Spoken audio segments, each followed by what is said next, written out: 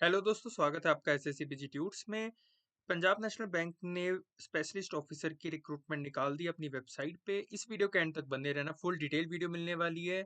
और हाँ, अगर इस चैनल पे नए हो तो प्लीज़ इस चैनल को सब्सक्राइब कर देना, लाइक कर देना इस वीडियो को एंड शेयर कर देना सभी बैंकिंग एस्पिरेंट्स के साथ। तो बात करें तो 3 तारीख को इसके फॉर्म शुरू हो चुके हैं, 24 तारीख आपकी लास्ट डेट है। ठीक है, अप्रैल के एंड में या मई की स्टार्टिंग के वीक में जो है इसका एग्जाम कंडक्ट करवाया जाएगा। ठीक है, सिंगल एग्जामिनेशन होना है इसका। वैकेंसीज की बात करें तो टोटल 350 वैकेंसीज आई है, जिसमें अगर कोई फ्रेशर है तो उसके लिए फोकस इस पे होना चाहिए। ठीक है, 250 है आपकी ऑफिसर क्रेडिट की एंड ऑफिसर इंडस्ट्री की बात करें तो 75 वैकेंसीज है। बाकी ये भी देख सकते हो आप, लेकिन इसमें आपका एक्सपीरियंस मांगा गया है। स्टिल मैं बता देता हूँ, 5 मैनेजर आईटी की है, सीनियर मैनेजर आईटी की भी 5 है, मैनेजर डेटा साइंस साइंटिस्ट की है 3 and senior manager data scientist की है 2 and similarly manager cyber security और सीनियर मैनेजर साइबर सिक्योरिटी की 5 और 5 है। ठीक है, सैलरी स्ट्रक्चर यहाँ पे आपको गिवन है। स्टार्टिंग बेसिक पे आपको 48,480 मिलेगी। ये तकरीबन तकरीबन अगर हम सीटीसी बताएं तो इसका 17-18 लाख का आपका सीटीसी बन जाता है। ठीक है, सिमिलरली मैनेजर की जो स्टार्टिंग बेसिक पे है वो 64,000 होगी। 85,000 होगी आपकी सीनियर मैनेजर की जो है आईटी की सैलरी। ठीक है, तो आप देख सकते हैं यहाँ पे। साथ ही साथ अगर हम उसकी बात कर लें कि कौन सी कैटेगरी की कितनी वैकेंसीज है, तो अगर हम बात करें जो कि फ्रेशर जिसमें कोई एक्सपीरियंस नहीं मांगा गया, जो कि स्केल 1 ऑफिसर है, तो क्रेडिट ऑफिसर और इंडस्ट्री ऑफिसर में आपकी टोटल 250 एंड 75 वैकेंसी, जिसमें एससी और एसटी की 37-18, ओबीसी की 67, ईडब्ल्यूएस की 25 एंड अनरिजर्व की 103 है। सिमिलरली इंडस्ट्री की बात करें तो 11 फॉर एससी, एसटी के लिए 5, ओबीसी के लिए 20, ईडब्ल्यूएस के लिए 7 एंड 32 फॉर अनरिजर्व। ठीक है, total 152 vacancies for unreserved, 32 for EWS, 91 for OBC, ST के लिए है आपकी 25 एंड 50 एससी के लिए। ठीक है, तो टोटल आपकी 350 वैकेंसीज होगी। पर इसमें वैकेंसीज आपकी ये senior manager, manager IT, data scientist, इन सब की भी गिवन है। ठीक है, तो आपने मेन फोकस इस पे करना है। ठीक है, बाकी वो वीडियोस भी देख सकते हैं जिनके पास अगर एक्सपीरियंस है और उन्हें स्पेशलिस्ट ऑफिसर में आना है, तो आप ये भी देख सकते हैं। आगे एक्सपीरियंस की भी बात करूंगा कि किस किस फील्ड में कितना एक्सपीरियंस मांगा गया है। ठीक है, बात करते हैं एलिजिबिलिटी क्राइटेरिया की। तो कोई भी नेशनैलिटी जो कोई भी जिसकी भी नेशनैलिटी इंडियन है, नेपाल की है या भूटान की है, वो इस फॉर्म को अप्लाई कर सकता है। ठीक है, साथ ही साथ बात करें एज एंड एजुकेशन क्वालिफिकेशन की, तो education and as qualification he annexure 1 में ही आपका लास्ट में पूरा गिवन है कि क्या क्या एजुकेशन क्वालिफिकेशन है, कितना आपको एक्सपीरियंस इसमें मांगा गया है। ठीक है, तो ये लास्ट में आपको पता लग जाएगा, पूरा टेबल बन रखा है। तो वो मैं आपको लास्ट में दिखाता हूँ। ठीक है, रिलैक्सेशन की बात करें तो आप ये पहले याद रख लीजिए, 5 years for S C S T, OBC के लिए 3 ईयर्स है, पर्सन विद बेंचमार्क डिसेबिलिटी के लिए 10 ईयर्स है, और जो शॉर्ट सर्विस मैन होते हैं, जैसे जो डिफेंस से रिटायर्ड होते हैं, उनके लिए 5 years and person affected by 1984 rights के लिए 5 ईयर्स का जो है रिलैक्सेशन दिया गया है।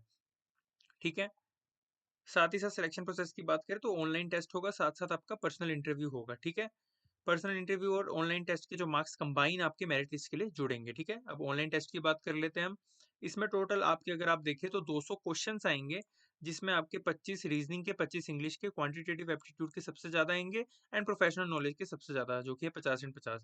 ठीक है, जिसमें एक एक मार्क्स का होगा क्वेश्चन रीजनिंग का, इंग्लिश का एंड क्वांटिटेटिव एप्टीट्यूड का, लेकिन 2 मार्क्स के क्वेश्चन आएंगे प्रोफेशनल जो आपकी नॉलेज है। ठीक है, टोटल 2 घंटे का आपका एग्जाम होगा। ठीक है, और यहाँ पे आई थिंक सेक्शनल आपकी कोई टाइमिंग नहीं है, क्योंकि यहाँ पे इन्होंने कंबाइंड टाइम ड्यूरेशन बता रखी है, जो कि है 2 घंटे की। ठीक है, साथ ही साथ फिर आपका पर्सनल इंटरव्यू होगा। अगर हम इसमें आप मार्क्स कैलकुलेट करें तो ये आपके जो मार्क्स बन रहे हैं वो बन रहे हैं आपके पहले तो क्वेश्चन देख लेते हैं। क्वेश्चन आपके 150 हो गए एंड यहाँ पे जो आपके मार्क्स बन रहे हैं वो बन रहे हैं 200। तो 200 मार्क्स का जो है आपका ऑनलाइन टेस्ट हो जाएगा।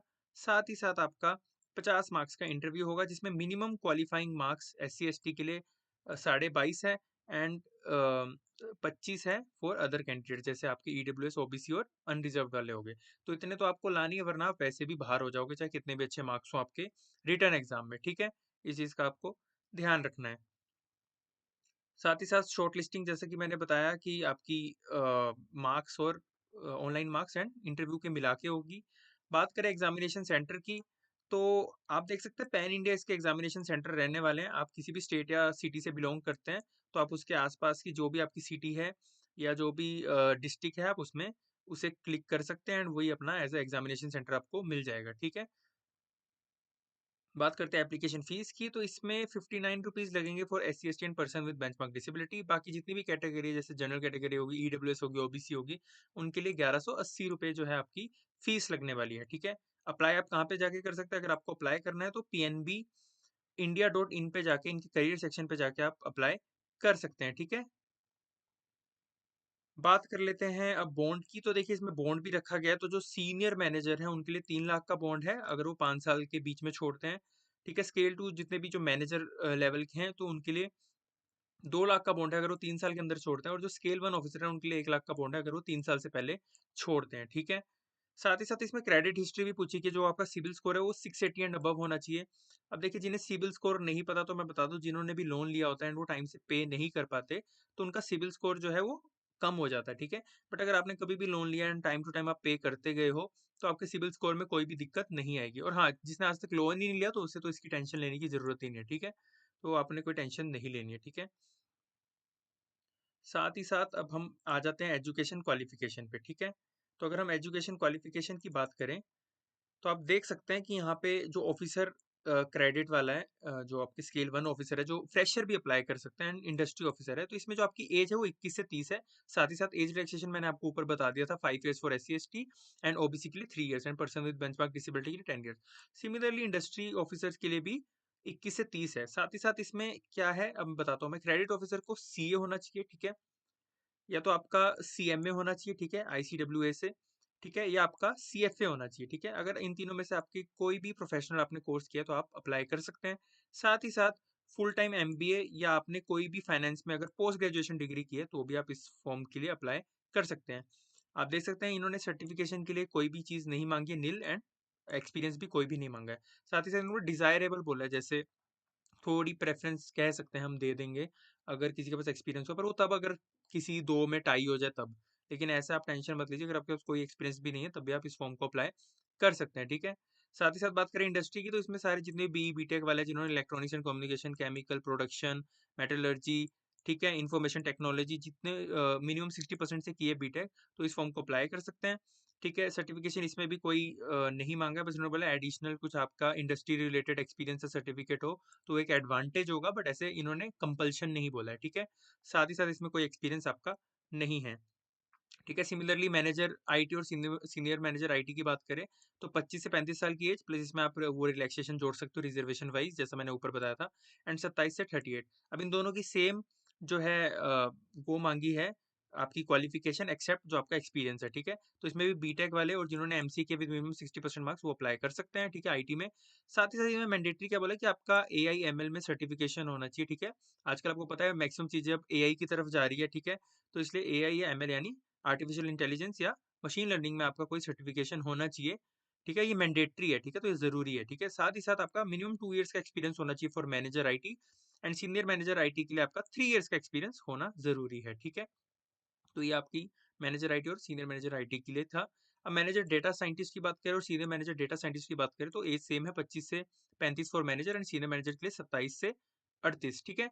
अब बात करें तो इसमें भी बीटेक वाले अप्लाई कर सकते हैं, ठीक है? जिन्होंने या किसी ने कंप्यूटर साइंस या बिजनेस में या डेटा साइंस में अगर बीटेक की है, तो ये अप्लाई कर सकते हैं। इसमें एमसीए वाले अप्लाई नहीं कर सकते, ठीक है? विद मिनिमम 60% आप अप्लाई कर सकते हो। इसमें भी आपका कंपल्शन मांगा है, एआई और एमएल यानी artificial intelligence and machine learning में आपकी सर्टिफिकेशन होनी चाहिए। साथ ही साथ अगर हम बात करें, तो मिनिमम 2 ईयर्स का एक्सपीरियंस होना चाहिए अगर आप मैनेजर हैं, एंड मिनिमम 3 ईयर्स का एक्सपीरियंस होना चाहिए अगर आप सीनियर मैनेजर हैं, ठीक है? अब बात कर लेते हैं हम मैनेजर साइबर सिक्योरिटी की, तो इसमें 25 से 35 साल जो है आपकी एज मांगी गई है। Similarly senior manager cyber security, तो इसमें भी आपकी 27 से 38 साल एज मांगी गई है। अब इसमें कौन कौन अप्लाई कर सकता है वो सेम है, ठीक है? आपकी डिग्री बीटेक वाले या एमसीए वाले इसमें अप्लाई कर सकते हैं, ठीक है? तो आपको तो डेटा साइंटिस्ट में एमसीए वाले नहीं अप्लाई कर सकते, बाकी आईटी और साइबर सिक्योरिटी में एमसीए वाले भी अप्लाई कर सकते हैं विद मिनिमम 60%, ठीक है? साथ ही साथ सीसीएनए सीसीएनए सिक्योरिटी, सीसीएसए, अब जिन्हें पता होगा नेटवर्किंग से रिलेटेड, जिन्हें इन्फॉर्मेशन होगी उन्हें पता होगा, सिस्को प्रोवाइड करवाता है सीसीएनए का सर्टिफिकेट, तो इनमें बोला है कोई एक सर्टिफिकेट इनमें से होना चाहिए, जो 16 सर्टिफिकेट की लिस्ट दिया ना, इनमें से कोई एक सर्टिफिकेट होना चाहिए for both manager senior manager, जिस पे भी आप अप्लाई करेंगे। साथ ही साथ आपका 3 इयर्स का आईटी फील्ड में एक्सपीरियंस होना चाहिए, एंड अगर आप सीनियर मैनेजर के लिए अप्लाई करें तो 5 इयर्स का एक्सपीरियंस होना चाहिए, ठीक है? तो ये थी कुछ basic information regarding manager, senior manager specially बात करें तो specialist officer Punjab national bank के लिए। इसके बाद भी अगर आपको कोई डाउट है तो आप कमेंट सेक्शन में पूछ सकते हैं। और हाँ, अगर ये वीडियो इन्फॉर्मेटिव लगी हो तो प्लीज़ इस वीडियो को लाइक कर देना, सब्सक्राइब कर देना, इस चैनल को शेयर कर देना सभी बैंकिंग एस्पिरेंट्स के साथ। Thank you so much.